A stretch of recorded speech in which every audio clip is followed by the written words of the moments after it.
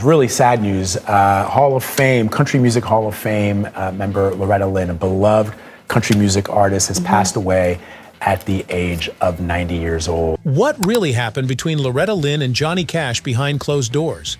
At 80 years old, Loretta's finally breaking her silence. And trust me, it's not the story we thought we knew. Was it rivalry, romance, or something far more complicated? For decades, Nashville whispered, but now she's telling it all in her own words. You won't believe what she's been holding back, until now. Stick around, because this changes everything we thought we knew about country music's most iconic duo. Behind the glittering curtain of country stardom, the stage lights, the rhinestones, the roaring applause, lurked untold stories shaped by grit, heartbreak, and secrets held close for decades. Loretta Lynn, with her fearless voice and soul-bearing lyrics, carried one such secret quietly, away from the spotlight. It wasn't a tale for chart toppers. It was something more personal, more haunting.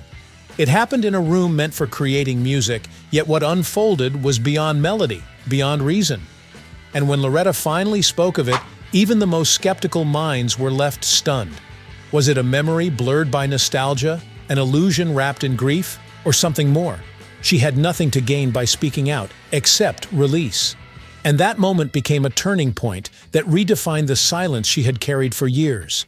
To truly understand Loretta's voice, not the one from the speakers, but the one forged in the quiet of hardship, we need to start where her story began, in the tucked-away coal town of Butcher Hollow, Kentucky. Poverty there wasn't temporary, it was baked into the soil.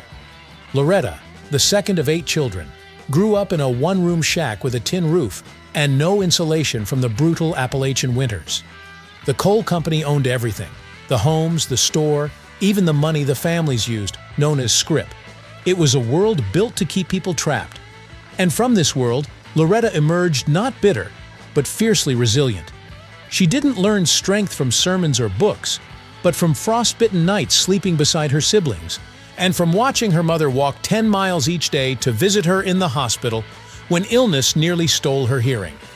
Doctors had drilled into her head in a desperate attempt to save her ear, a painful, jarring experience that stayed with her.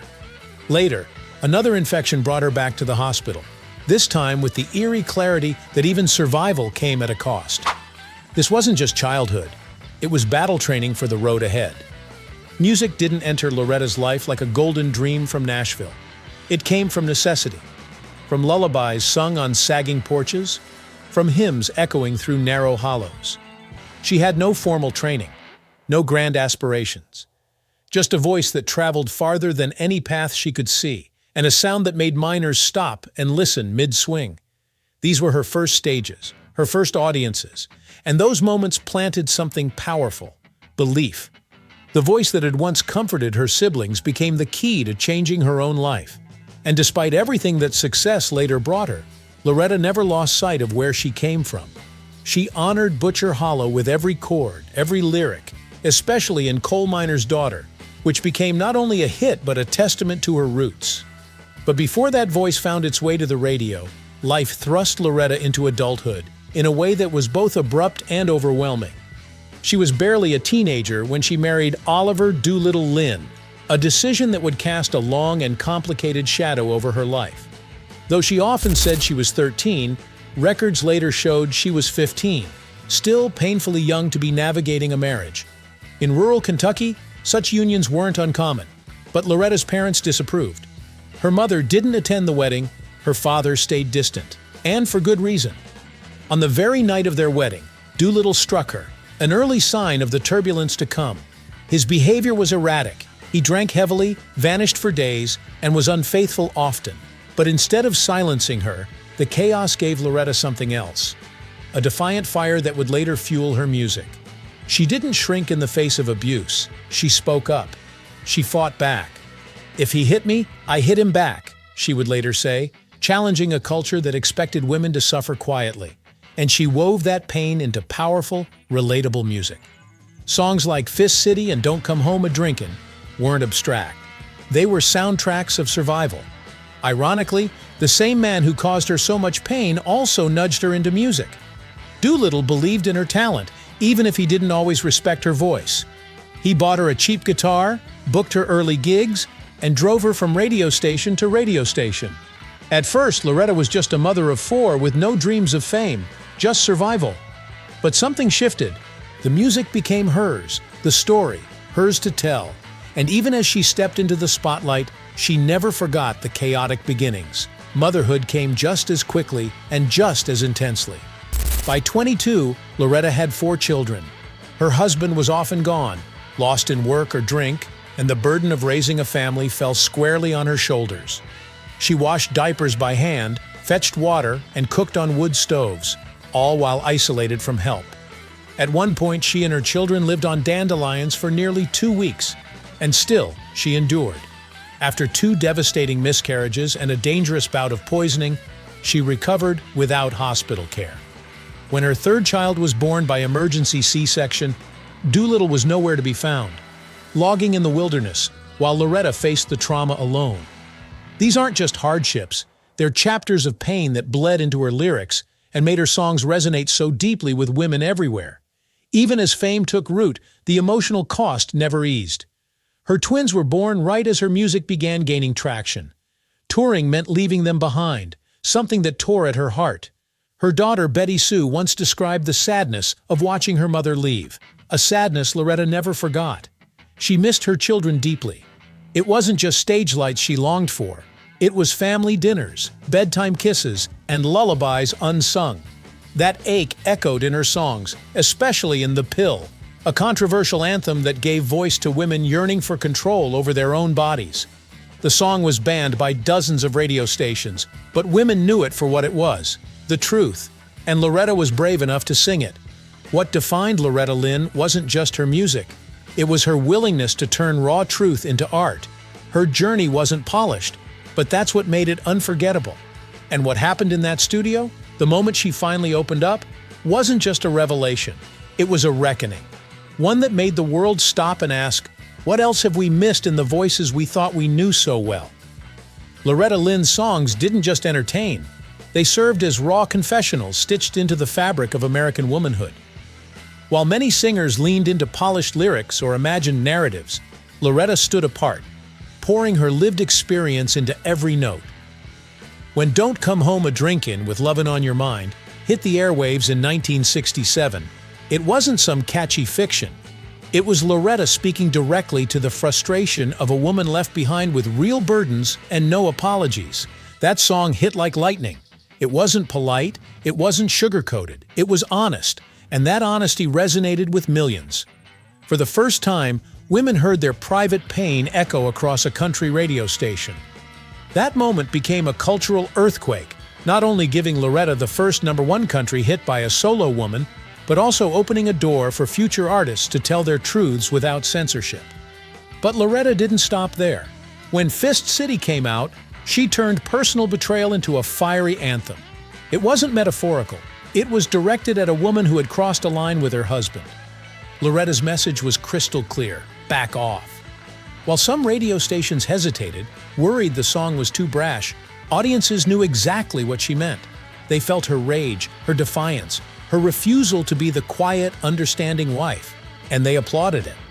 That song climbed the charts with a vengeance, proving Loretta wasn't just a singer. She was a voice for women who were tired of being silenced. It's that kind of authenticity that forged her legacy, making her music a lifeline for countless women who saw themselves reflected in her stories. She went on to challenge more than just relationship norms. With The Pill and Rated X, she broke barriers many artists wouldn't dare approach. Singing about birth control and divorce in the 70s? That was unheard of. Radio stations pulled back, critics raised eyebrows, but fans pushed those songs up the charts. Why? Because she was saying what everyone else was too scared to say. Her music became therapy for women stuck in systems that didn't recognize their voices. Every track she recorded felt like a revolution disguised as a melody. She wasn't just writing songs. She was chronicling the unspoken truths of American womanhood during a time of rapid change, and the world couldn't help but listen.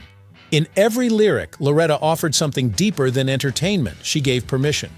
Permission to feel angry, to be exhausted, to speak up, to grieve. That emotional honesty wasn't common in her industry, especially for women. Her pain wasn't just acknowledged, it was turned into poetry. Even today, those tracks still spark conversations, still make you stop and think.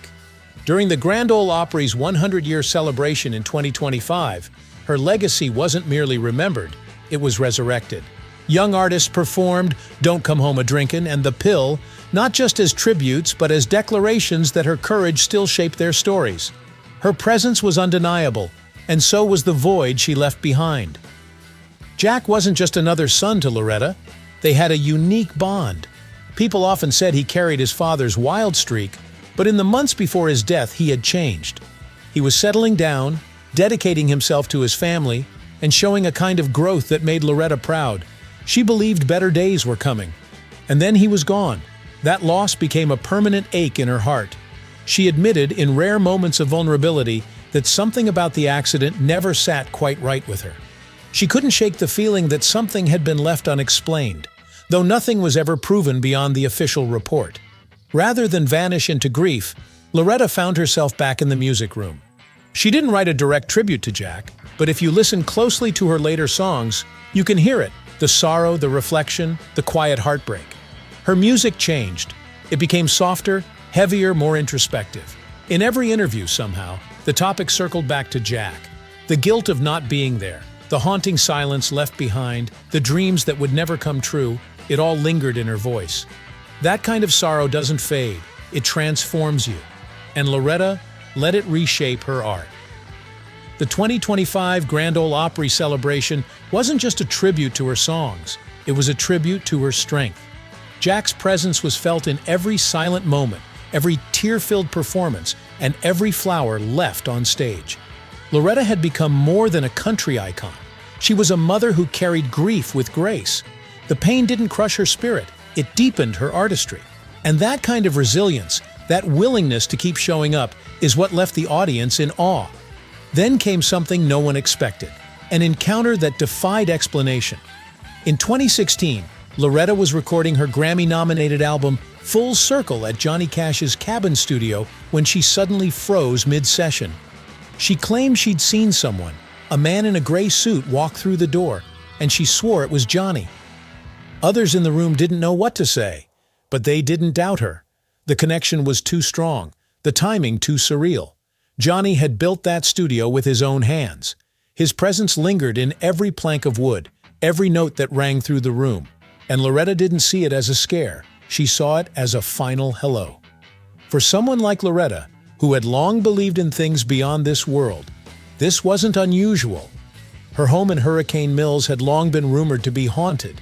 She had stories of ghosts, Civil War soldiers, shadowy figures, whispers on balconies, and she didn't deny them. She embraced them, even wrote about them in songs like This Haunted House. The paranormal wasn't a spectacle to her. It was just another layer of life, woven into the fabric of her story. When the Opry celebrated its 100th year, that story, ghosts and grief, heartbreak and hope, was woven into every tribute. For the country music world, Loretta wasn't just a legend. She was proof that real stories matter, that a woman with the courage to speak, to grieve, to endure, can become something eternal. When Loretta Lynn stepped into the studio with Jack White in 2004, no one expected what would follow. While many artists from her generation had stepped quietly into retirement, Loretta came roaring back with a fierce new energy. The collaboration, built around her raw songwriting and Jack's gritty production, resulted in Van Leer Rose, an album so bold and unapologetically real, it startled the industry. Loretta didn't just return, she reclaimed her space at the top with storytelling that cut through generations. The album struck a balance between tradition and rebellion. Jack didn't try to reshape her, he amplified her soul. Portland, Oregon, a steamy, blues-drenched duet, became a symbol of that fearless fusion. Critics hailed it as one of the most daring comebacks in modern music, not because it tried to chase trends, but because it embraced authenticity without compromise. What made this collaboration even more impactful was the timing. Loretta was in her 70s, and instead of fading into legend, she evolved into a new one. The album earned her 2 Grammy Awards, but more than the trophies, it ignited a new fire in the hearts of fans too young to know the coal miner's daughter. Her voice hadn't dimmed, It had deepened, gained gravity, sharpened its edge. She didn't need nostalgia to carry her legacy. Her present was just as vital, and in that moment, she proved something universal, that reinvention isn't about abandoning the past, but about honoring it with new courage. But she wasn't done, not even close. In 2021, at 88 years old, she released Still Woman Enough, a title that couldn't have been more fitting. This time, the mission wasn't just musical, it was deeply personal. Produced alongside her daughter, Patsy Lynn Russell, and Johnny Cash's son, John Carter Cash, the album was a bridge between eras, voices, and legacies. She invited powerhouse women of country, Reba McEntire, Carrie Underwood, Tanya Tucker, and Margot Price, to join her, not as guests, but as torchbearers. These were more than duets. They were handoffs of history, celebratory echoes of battles fought and won, and proof that Loretta remained the axis around which generations turned. Tracks like You Ain't Woman Enough and One's on the Way weren't just revisited, they were reborn. Tanya Tucker gave the former a gritty swagger, while Margot Price's raw delivery added new sting to the latter. And in her spoken word version of Coal Miner's Daughter, Loretta laid her story bare again. No gloss, just truth. My Love, a tribute to her late husband, felt like pages from her diary set to melody. Keep on the Sunny Side honored the Carter family legacy, tying Loretta's past to the roots of country music. She didn't need to remind us who she was. Every note did that already. Even as her health began to fade, after a stroke in 2017 and a hip injury in early 2018, Loretta never considered silence. She shared updates from her home in Hurricane Mills, Tennessee, where her signature humor and spirit never wavered. While mobility became difficult, she kept singing, kept recording, kept reaching. Still Woman Enough wasn't just a swan song. It was a final shout from the mountaintop. Her voice, though weathered, never lost its punch. It was a voice that didn't beg for relevance. It commanded it. When Loretta passed peacefully in her sleep on October 4, 2022, the loss rippled far beyond the country music community.